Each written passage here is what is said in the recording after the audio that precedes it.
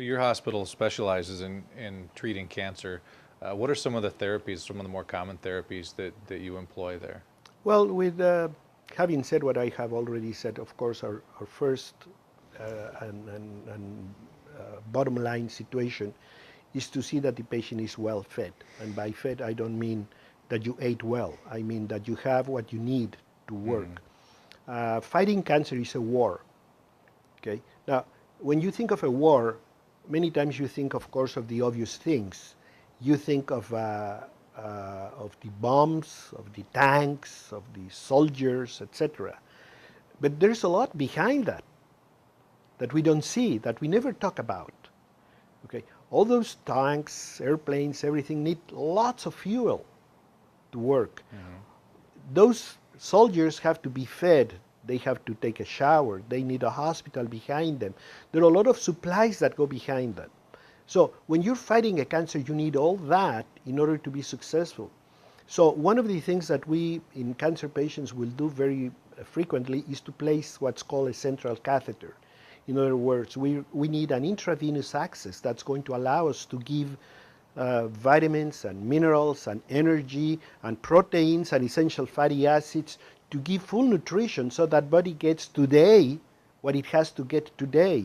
I don't have the time to fight with you and say, please, and I see that every day with patients. Please, daddy, why don't you chew a little bit of this? Come on, have a little bit of juice. Cancer patients not only do not have a good appetite, in many times for them, food is repulsive. Hmm. So one of the things that surprises our patients is when they come in here and they say, I'm not hungry, I say, don't worry, don't eat. And the family says, what do you mean? No, I'm going to put everything in a bag, I'm going to feed them.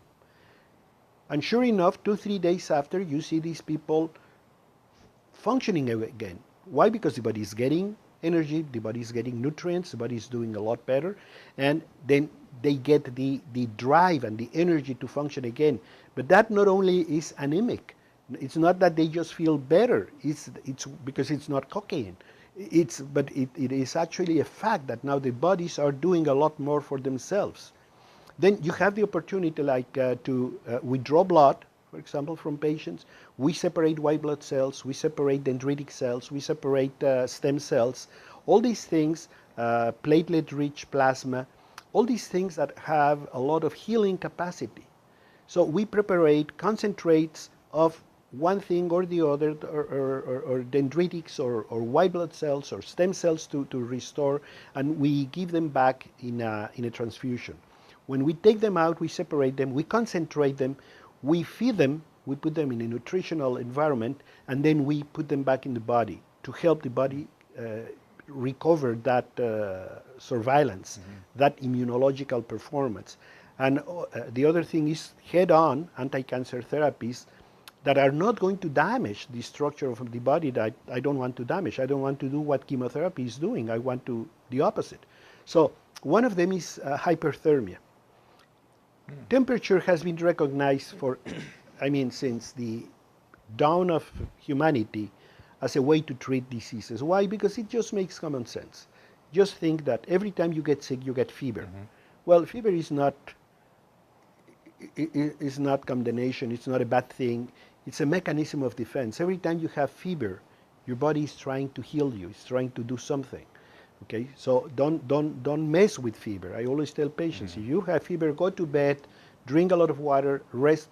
For goodness sake, don't take a Tylenol because you're blocking what your body is trying to do. So, what you do, for example, with your fever is as temperature goes up, the speed of reactions in the body goes up. So a lot of enzymes, a lot of the activity of white blood cells goes up. So you have more aggressive white blood cells, you have better enzymes, you have better ways to fight Hmm. these cancer cells. That's for one. But on the other one, cancer cells are very sensitive to heat. They don't they don't adjust well to it. Okay, so uh, Egyptians, for example, used to bury patients in sand in the desert for certain time in order to raise the temperature to kill some diseases. Hmm. 1937, Nobel Prize. went to a guy that discovered that if he gave malaria to patients so they could develop these huge fevers, he could kill syphilis. Just the mere fact that you brought up the temperature. With today's technology, I can recirculate your blood in the same way you recirculate water in a swimming pool, and you use a heat exchange device. So I'm warming up your blood and getting back into your body, so your temperature of your body, just as the swimming pool, is going to go up and up. And I can get it to 170 degrees. What's 170 degrees? That would be exactly the type of temperature you get if you get malaria. But in this case, I have it under total control. And I keep it for 2 hours. After the 2 hours, I bring it down. What happened during those 2 hours? Number one, I killed a lot of cancer cells. Number one, I damaged a lot of cancer cells. Those that were not killed have been damaged. So whatever therapies we're going to do to follow are going to be much more successful in better ways. Even with chemotherapy, even with radiation therapy. When we apply heat to a cancer, and then people are given either chemo or radiation, they get better results. Why it's not done more frequently, it's beyond my understanding. But it works, and there's tons of literature that shows it. The other thing that happens is we have had patients that were on a successful chemotherapy program. Because chemotherapy is not great, it's not the answer, definitely, but in some people it works. But what could be more, I don't know how to say it, more frustrating than to have a cancer, have a good response to the drug, and you're doing fine, and all of a sudden the cancer starts growing again because the cancer is not sensitive to the drug anymore.